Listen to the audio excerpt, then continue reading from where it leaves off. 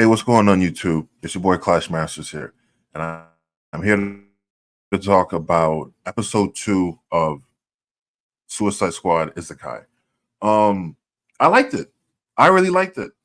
Just coming out the gate a little bit, didn't feel rushed, didn't really feel it felt fluid, I really enjoyed it. I really enjoyed it. Um, we see that they were in like prison and we kind of got an idea of the world.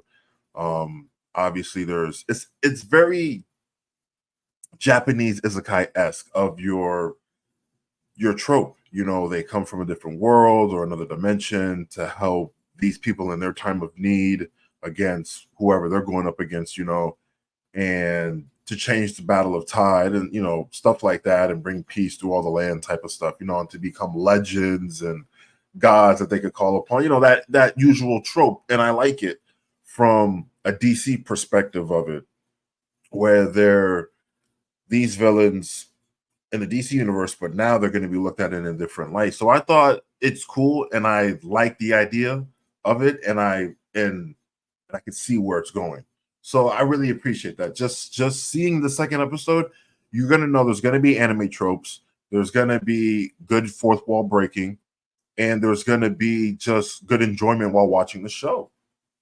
You know, um, the characters we're kind of getting used to. We already know our Suicide Squad, that's a given, but I think the characters that they're kind of establishing in this one are going to be somewhat interesting.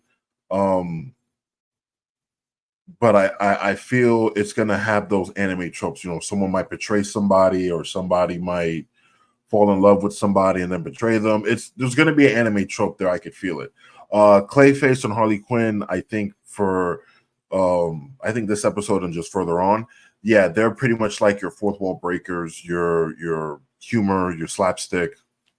Since relief, they're pretty much there to entertain you and keep you in the loop with some good jabs, some good jokes. Deadshot chimes in every now and then, so I think each character will chime in, which is pretty cool. These dudes, when you look at the Suicide Squad as a live action, it was more serious, this, that, and the third. I have not watched the other one that they did, but I heard that one's really good. So I don't know if they're taking any influences from that one in this. So I'm going to say with that one, Isekai, I feel like they're kind of just taking some of the good tidbits from, past Suicide Squad projects and definitely bring it into this one with some good humor. Great humor. So I really like that. The fourth wall breaking is always cool. Like I said, it's just little jabs here and there and little haha. That's cool. That's dope. Like I said, the music still spot on. I thought the music doesn't need to change. The music is great. The music is perfect. The fighting, the animation, just some of the stuff they were doing. It was pretty cool, man. It was really cool. So what I thought was cool, just from a premise, from like the story side of things, is now that they're here, we get introduced to Rick Flag.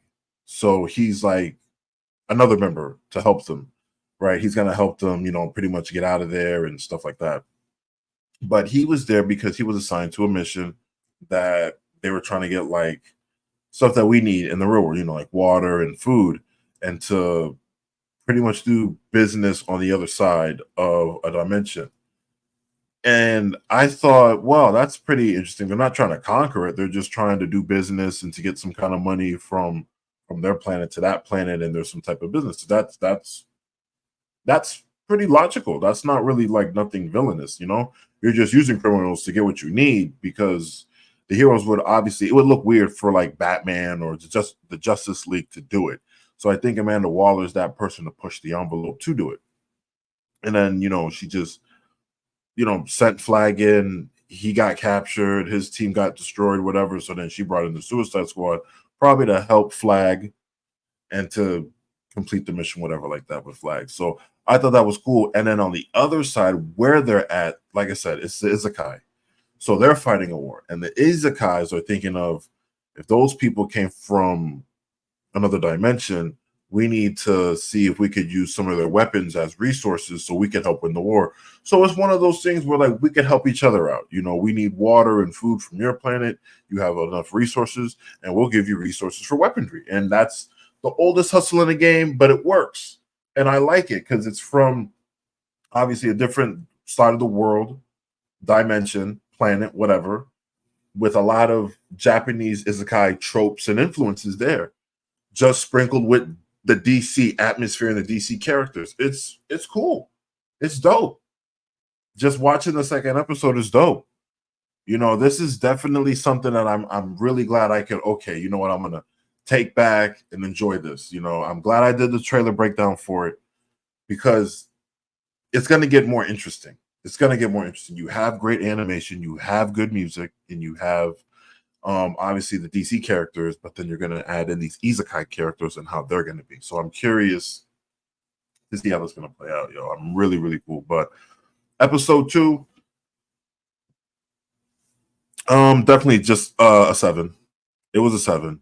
Like I said, they had a lot of good stuff, but nothing like was moving towards like the narrative. It was nothing really climactic. This is all still getting everything together, still trying to give us an establishment of the place. So they're all going to be solid.